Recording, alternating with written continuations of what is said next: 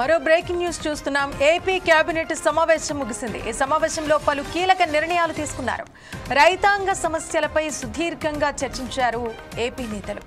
రైతులకు గిట్టుబాటు ధర దక్కేలా కేబినెట్ సబ్ కమిటీ పర్యవేక్షణ ఉండాలంటూ నిర్ణయించారు. అలాగే ఏడాది పాలనలో చేసిన అభివృద్ధి సంక్షేమంపై కూడా చర్చించడం జరిగింది.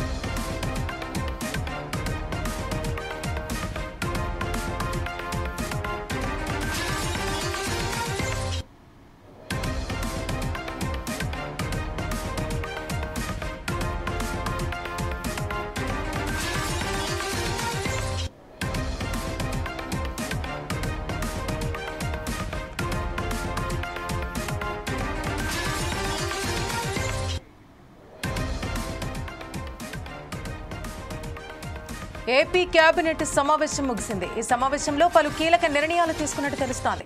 ముఖ్యంగా రైతాంగ సమస్యలపై సుదీర్ఘంగా చర్చించారు నేతలు. రైతులకు గిట్టుబాటు ధర దక్కేలా కేబినెట్ సబ్ కమిటీ పర్యవేక్షణ ఉండాలంటూ నిర్ణయించారు.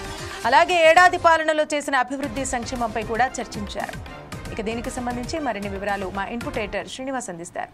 శ్రీనివాస్, చెప్పండి, ఏపీలో కేబినెట్ సమావేశం ఏ విధంగా జరిగింది? ముఖ్యంగా ఎటువంటి అంశాలపైన ఎక్కువగా చర్చించడం జరిగింది?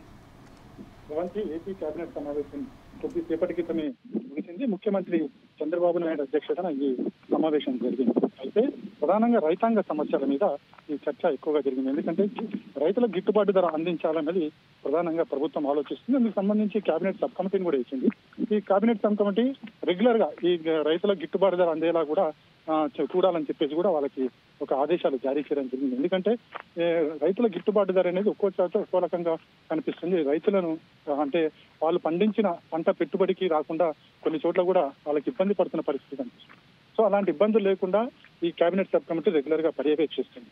అదేవిధంగా వ్యవసాయ రంగం సంబంధించి మార్కెటింగ్ మీద ఎక్కువ దృష్టి సారిస్తుంది. ఎందుకంటే పండిన పంటలను మార్కెటింగ్ చేయకపోతే కనుక ఈ రైతులకి నష్టమే కలుగుతుంది. కాబట్టి దాని మీద కూడా దృష్టి సారించాలని చెప్పేసి కూడా కేబినెట్ సబ్ కమిటీకి చెప్పడం జరిగింది. ఇక మరోవైపు చూసుకుంటే కనుక ఏడాది పాలనలో కూటమి సర్కార్ వచ్చి ఏడాది అవుతుంది. సో ఏడాది పాలనలో చేసిన అభివృద్ధి పనులు కావచ్చు, సంక్షేమ కార్యక్రమాలు కావచ్చు, వీటి మీద కూడా చర్చ జరిగింది.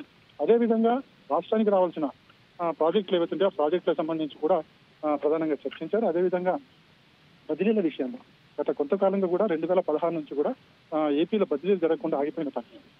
సో అలాంటి వాటి మీద కూడా దృష్టి పెట్టడం జరిగింది. సో మొత్తానికైతే ఏపీ కేబినెట్ సమావేశం కొన్ని కీలక నిర్ణయాలు తీసుకుంది. ఇక సమావేశం ముగిసిన తర్వాత కూడా రాజకీయమైన కొన్ని అంశాల మీద చర్చించారు. దీనికి అధికారులు అయితే ఎవరు ఉండరు. రాజకీయపరమైన అంశాలకు సంబంధించి చూసుకుంటే కనుక మే 27, 28, 29 తేదీల్లో మహానాడు నిర్వహించబోతున్నారు. దీనికి సంబంధించి కూడా వాళ్ళు చర్చించుకోవడం జరిగింది. అదేవిధంగా రాష్ట్రంలో జరుగుతున్న రాజకీయ పరిణామాలు, ఈ లిక్కర్ స్కామ్ కావచ్చు, ఇవి అరెస్టులు కావచ్చు, వాటి మీద కూడా చర్చించారు.